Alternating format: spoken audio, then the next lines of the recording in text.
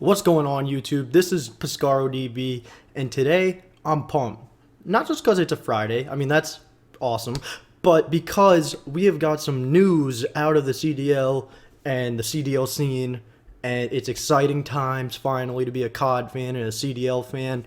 So we're going to be covering some of that, and then with the Kickoff Classic bracket coming up in in a week, we're going to be making our predictions for the entire bracket all the way through to see who we think is going to win. So we're going to be getting into that. If you like this kind of content, be sure to drop a like and subscribe to the channel. It would help me out a ton. It would allow you to see more content like this, so it'd be greatly appreciated. Comment down below who you think is going to win the CDL 2022 Kickoff Classic that's taking place next week. But for now, let's get right on into what we have in this video. All right, so for our first bit of news out of the CDL, we finally have our 12th team officially announced. It was already known that the Craft Sports Group and Oxygen Esports had purchased the spot, and their name had already been rumored that it was going to be Boston Breach. But the only official thing we had known was that the 12th spot was acquired and was going to be a team set in Boston.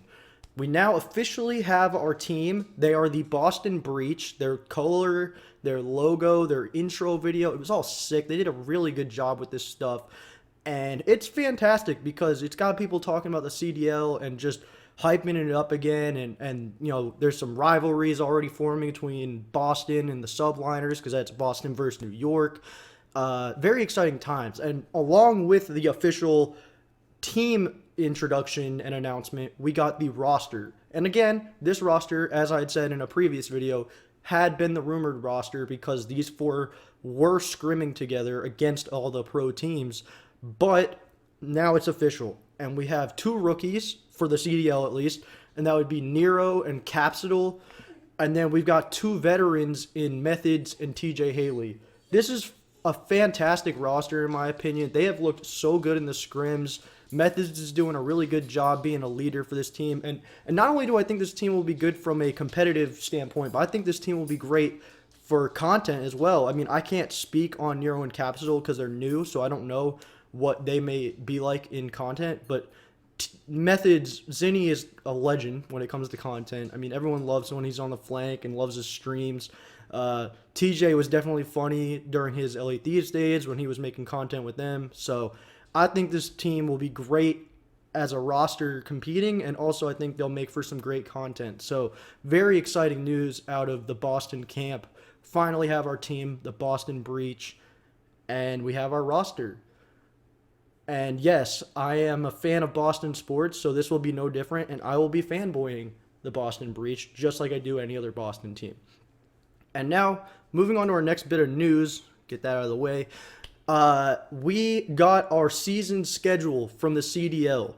So not only did they announce that all matches were already going to be predetermined for this year, rather than the selection process that they had during the Cold War season, but we have our full year layout except for the last dates for championship weekend.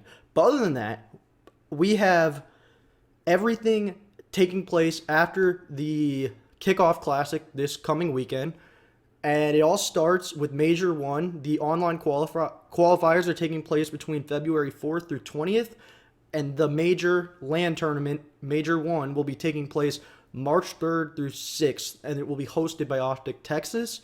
Following this, another LAN will be hosted in late March, early April by Minnesota Rocker.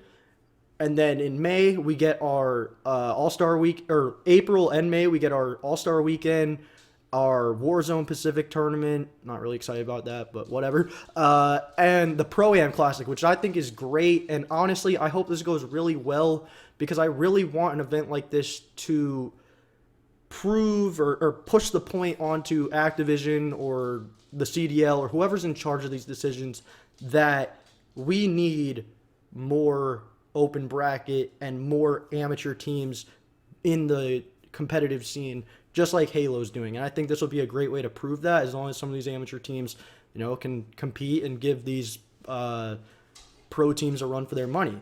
Major 3 taking place in June with the qualifiers taking place online in May is hosted by the Toronto Ultra. Major 4 taking place in July will be hosted by the New York Subliners. And then we have Champs Weekend, presumably sometime in August. We don't know when, specifically with the dates. We don't know who's hosting it. But this is going to be the first year, I mean, hopefully, fingers crossed, but this will end up being the first year where the entire CDL season and all of the lands, or all the majors, are on LAN. It was supposed to be like that for Modern Warfare. Obviously, COVID hit during that season, so that got thrown out the window. COVID prevented LANs from being in person during the first half of the Cold War season. And now we're here in Vanguard, and yes, Omicron's going around and things are getting a little crazy, so fingers crossed. But as of right now, all 4 of the majors are planned, and the All-Star Weekend are all planned for LAN. And the other thing is this is going to be the CDL's first year finally getting to test out their theory of the whole having franchise teams and having them connected to cities so they can connect with fans and host tournaments, because these 4 events are being hosted in 4 different cities by the specific teams, starting off with a bang with Optic Texas, and they'll be hosting it at the facility that they just acquired through Envy. I believe that was the esports arena in Arlington, Texas, where the Classic's taking place. But regardless, we now have our season schedule for the CDL 2022 season and a lot to look forward to. And finally, moving on to the bracket. I'm not sure if you can read it exactly. I know it's a little small, so I will read it all for you. But the CDL Kickoff Classic takes place on January 21st all the way through January 23rd. This will be in Arlington, Texas. And the way it works is it's single elimination. Some teams already placed into Saturday without having to compete on Friday. Some of the other teams didn't. I think it's all based on the end rankings of Black Ops Cold War and the finals from that year. But our first set of matches on Friday, January 21st, are Seattle Surge versus the London Royal Ravens, New York Subliners versus Boston Breach, Los Angeles Thieves versus Paris Legion, and Florida Mutineers versus Los Angeles Guerrillas. My personal opinions on these matches, just going all straight down the line.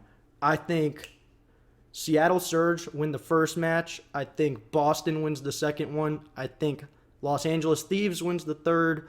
And Los Angeles Guerrillas takes the fourth. Obviously, some of this is biased. Some of this is just going off of rosters and scrims and things like that. But that's how I think that's going to play out. So Atlanta FaZe getting to take on, honestly, guys, it doesn't matter who they take on here. They're winning this match. Minnesota Rocker versus New Yorker Boston. I think it's a toss-up. I got into this huge Twitter debate today. Not like I wasn't debating. I just said one thing, and all of a sudden Twitter just went crazy because I saw that a CDL page had said they ranked Minnesota Rocker 10th out of 12 teams for this year, and it was all based off of poor scrims. So I think I'm saying Boston's going to beat New York, so I'm going to say Boston beats Rocker. I think that is how that's going to go down. Optic versus LA Thieves would be a fantastic match. That'd be Envoy's first match against Optic since leaving. But I think this Optic Texas team is just going to be killer. I think they have such a fantastic dynamic with Shotzi and Illy and then Scump and Dashy. So I would have them moving on. And then between Ultra and LAG, it's hard to say because Ultra was fantastic last year, but we haven't seen them scrim at all this year. But obviously, that's not everything. I do think LAG is going to have a pretty solid year, but I would have to just play it safe and go Ultra. So that would leave us with a Final Four matchup of FaZe versus Boston. Sorry about my dog. And Optic versus Ultra. I would have to go FaZe, even though I'd love to see Boston make it to the championship on Sunday. But FaZe is just such a good team, and until they're beaten, it's hard to count them out. And then between Optic and Ultra, You know what? Optic couldn't beat Ultra after they put Insight into the starting rotation last year in Cold War. I think that changes this year now that Optic has a new team. So I'm going to put Optic versus FaZe for the Kickoff Classic Championship. I want to say Optic so badly because I would just prefer them to win. But I'm going to have to go ahead and say FaZe. Because, like I said, they were unstoppable last year, and everyone thought it was just because they were playing online. But then when it went to LAN, nothing changed at all. They still ended up winning champs. So it's really hard to count them out when they've just been so dominant, especially over the past year. So I'm going to have to hand the Kickoff Classic Championship and the $30,000 first place prize to the Atlanta FaZe. That's where I think, and that's how I think this bracket is going to play out. And now that's going to cover it for today's video. Again, very exciting times to be a COD and CDL fan with all these announcements and with the Kickoff Classic taking place in a week and the actual season taking place not long after. Very exciting times for the COD community, and hopefully a lot of great matches will be coming our way. And who knows? You know, a lot of people are saying Vanguard might not be a fun competitive game to watch, but maybe they surprise us and it ends up being a very fun game to watch. I know there's been controversy about snipers. I'm not even sure if they were being used or not. We were first told they're GA'd, then we were told they're not. So I don't know where that's at right now. Fingers crossed that snipers are in. Shout out Boston Breach. You guys did a hell of a job with your intro video, and you've got a great roster, and I think things are going to go very well for you guys. And until the next video, I hope you have a fantastic day.